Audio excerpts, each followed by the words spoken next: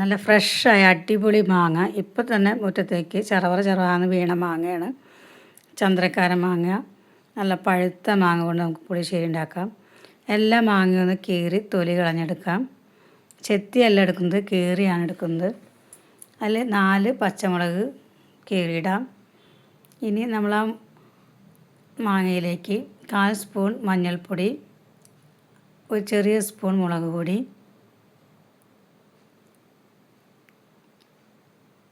അല്പം വെളിച്ചെണ്ണ. മാങ്ങ ചട്ടിയിൽ പിടിക്കാതിരിക്കുകയാണ് നമ്മൾ വെളിച്ചെണ്ണ ചേർക്കുന്നത്. അല്പം വെളിച്ചെണ്ണ ചേർക്കാം.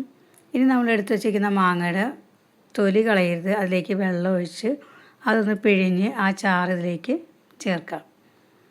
അപ്പോൾ മാങ്ങയുടെ സത്ത് കിട്ടുന്നതാണ്.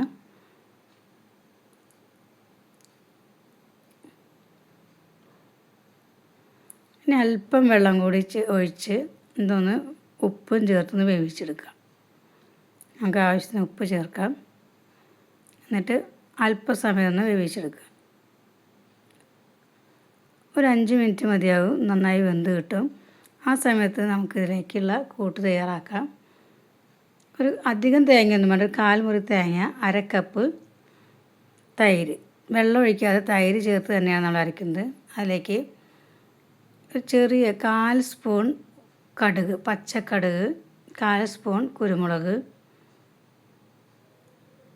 ഒരു ചെറിയ വെളുത്തുള്ളി പീസ്, പിന്നെ 1/4 സ്പൂൺ ജീരകം അല്ലെങ്കിൽ ജീരകപ്പൊടി. ഇവ ചേർത്ത് നന്നായി മയത്തിൽ അരച്ചെടുക്കണം. തേങ്ങയൊക്കെ അരച്ചെടുക്കുന്ന സമയം കൊണ്ട് നമ്മുടെ മാങ്ങ നന്നായി വെന്തിട്ടുണ്ട്.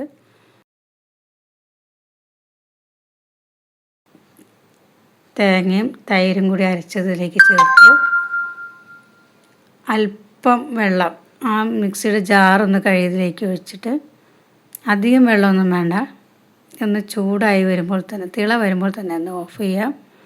ഇതിലേക്ക് കടുക് വറുത്തിടാം. കടുക്, വറ്റൽമുളക്, ഉലുവ, വേപ്പില, പിന്നെ അവസാനം 1 സ്പൂൺ മുളക് പൊടി. നമുക്ക് കറിക്കൊരു ഭംഗിക്കും ടേസ്റ്റിനും വേണ്ടിയാണ് മുളക് പൊടി ഇതിലേക്ക് ചൂടാക്കി ചേർക്കാം. ഇത് അടിപൊളി മാങ്ങ പുളിശ്ശേരിയായിട്ടുണ്ട്. ഇഷ്ടപ്പെട്ടാൽ ലൈക്ക് ചെയ്യണേ, സപ്പോർട്ട് ചെയ്യണേ. Thank you friends.